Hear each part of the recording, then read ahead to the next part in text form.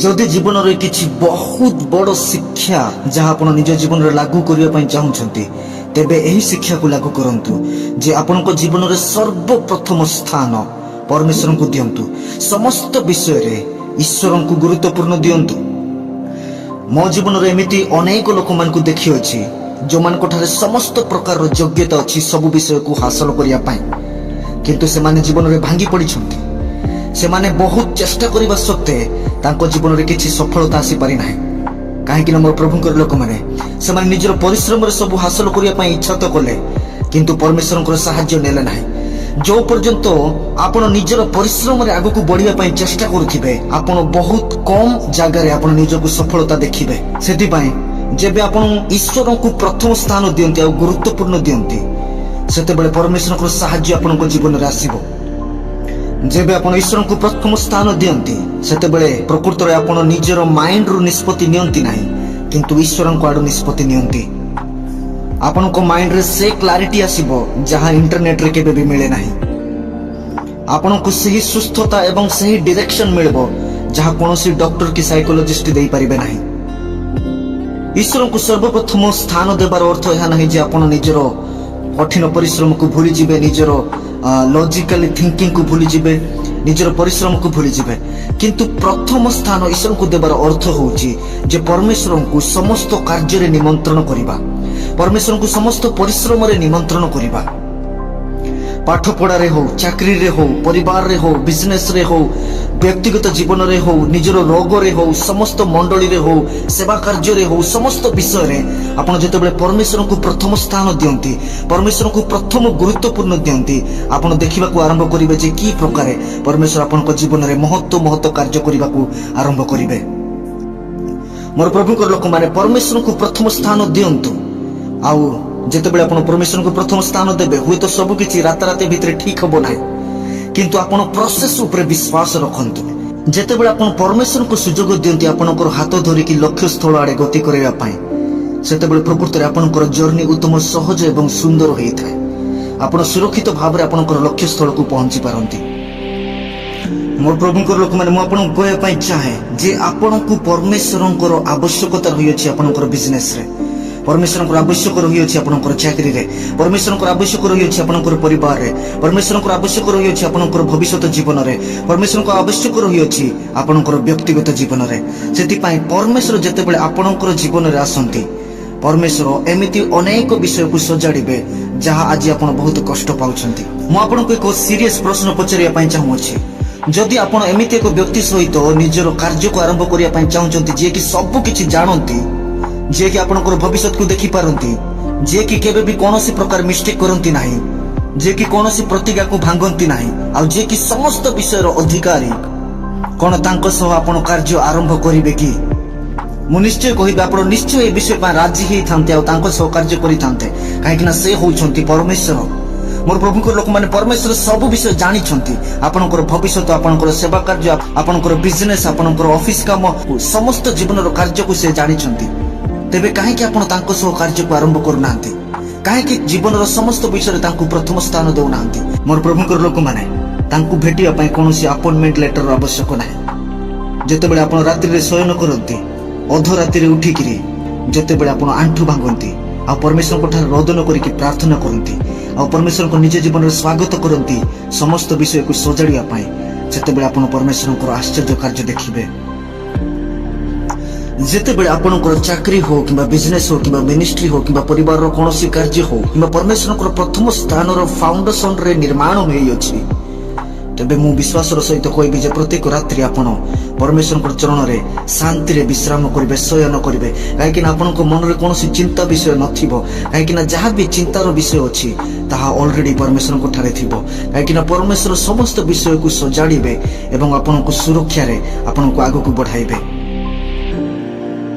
जेतेबेले भी समस्या आसीबो सेही परमेश्वर से झड़ तूफान को, से असुविधा को सब सजाड़िबे। मोर प्रभुकर लोक माने परमेश्वर को केवल स्वागत करंतु नाही, आपनकर जीवन रे परमेश्वर को आपनकर जीवन रो मालिक बनांतु, आपनकर बिजनेस रो मालिक बनांतु। परमेश्वर आपनकर सेवा कार्य रो मुख्य व्यक्ति होंतु, आपनको परिचालन करिबा लोक होंतु। परमेश्वर आपनकर परिवार रो मुख्य व्यक्ति होंतु। जेबे आपण परमेश्वर को सर्वप्रथम स्थान देबे जेबे आपण परमेश्वर को गुरुत्वपूर्ण देबे परमेश्वर आपनकर जीवन में कार्य करने को आरंभ करेंगे। मोर प्रभुंकर लोक मैंने आपण जीवन में एमती अनेक सुजोग गुड़ाक आसीथिबो जहा पाइबा पई आपण केबे भी योग्य नथिले कहीं ना से समस्त विषय परमेश्वर को ठारू आसी अछि। आमे जेतेबेले गरीब थाउ आमे सेतेबेले प्रार्थना करू किंतु सफल होला परे एक्चुअल रे प्रकृत रे आमे अधिक परमेश्वर को आवश्यकता करि थाउ। परमेश्वर जेतेबेले आपण को समस्त विषय दियंती हुए तो आपण निज को बहुत व्यस्त देखांती किंतु से व्यस्त थिबा समय रे ही आपण को परमेश्वर कोठारे रोदन करबा को पड़िबो प्रार्थना करबा को पड़िबो। मु आपण को गोटिए सतर्क संदेश देबा पई चाहे जे टंका शांति बिना अभिशाप अटे। जदि आपण कोठारे बहुत पैसा अछि किंतु शांति नै तेबे ताहा आशीर्वाद नुहे ताहा अभिशाप अटे। काहेकि ना परमेश्वर को वाक्य रे लिखा अछि जे जदि तुमे समस्त विषय लाभ करिके निजर आत्मा को नरक रे हरैबो तेबे सेथिरे की लाभ। मोर प्रभुकर लोक माने जेतेबेले आमे परमेश्वर को आम जीवन रे आवश्यक करू जेतेबेले आमे परमेश्वर को आम जीवन रे निमंत्रण करू आमर कार्य रे बिजनेस रे सेवा कार्य रे परिवार रे सेतेबेले आम जीवन रे शांति आसे। केबे भी भाबंतु ना जे मु मो निजर कार्य द्वारा मोर कठिन परिश्रम द्वारा मोर बुद्धि द्वारा मोर एजुकेशन क्वालिफिकेशन द्वारा मु समस्त विषय हासिल करि पारबी नाइ। मोर प्रभुकर लोक माने से समस्त विषय परमेश्वर को दान अटे। आपनकर शरीर परमेश्वर को दान अटे। आपनकर बुद्धि परमेश्वर को दान अटे। आज आपनको जीवन में जहाँ किछि भी उत्तम सुविधा सुजोग रही अछि से समस्त विषय परमेश्वर को दान अटे। एही निश्वास परमेश्वर को दान अटे। जदि परमेश्वर निश्वास को काढिबे तेबे आपण किछि करि पारिबे नाही। सेति पई प्रत्येकटी विषय रे आपनको परमेश्वर को आवश्यकता रही अछि। आपण को जीवन अनेक टैलेंट अच्छी अनेक परमेश्वर को स्पेशल वरदान गुड़ाक अच्छी जितेबेले आपण ए समस्त विषय को परमेश्वर नाम को महिमान्वित करने पे व्यवहार करेंगे सेतेबेले परमेश्वर आपणकर कला को आपणकर वरदान गुड़ाक को आपणकर समस्त टैलेंट को परमेश्वर आहुरी 2 गुण रे परिवर्तन करेंगे। आउ आपणको जीवन जितेबेले आपण आगु को बढ़िबे हुए तो अनेक विषय नहीं कि आपण बुझी पारिबे नै जे आपणको जीवन रे की प्रकार घटु अछि कोन घटु अछि किंतु आपण जेतेबेले बुझी पारु नाहंती एही परि परिस्थिति रे मध्य परमेश्वर को ऊपर विश्वास रखिबा को पड़िबो। काहेकि ना कठिन परिश्रम रे परमेश्वर को ऊपर विश्वास करिबा बहुत कष्टकर किंतु जदि करिबे तेबे निश्चय आश्चर्य कार्य देखिबे।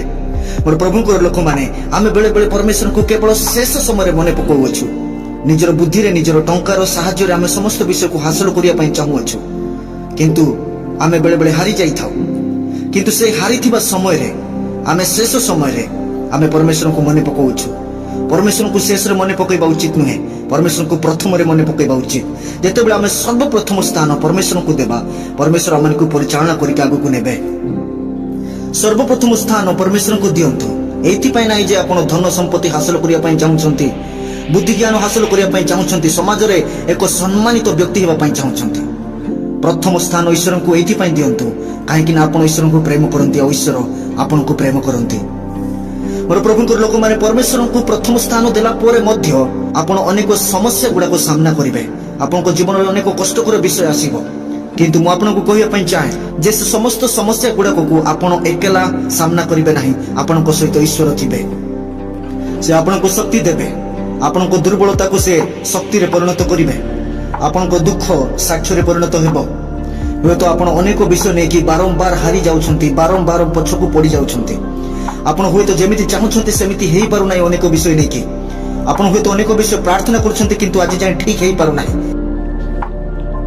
जे आपण परमेश्वर को पछरंतु जे परमेश्वर ए सब माध्यम रे मते कोन सिखिबा पई चाहउछ हुए तो परमेश्वर आपण को बहुत बड़ो शिक्षा देबा पई चाहउछंती किंतु आज जाय आपण देखि पारु नाहंती हुए तो परमेश्वर आपण को अन्य एक रास्ता रे नेबा पई चाहउछंती किंतु ता आपण जानि पारु नाहंती हुए तो परमेश्वर आपण को जहा आपण मागुछंती ताटू सर्वाधिक बड़ विषय रखिछंती आ आपण ताहा जानि पारु नाहंती।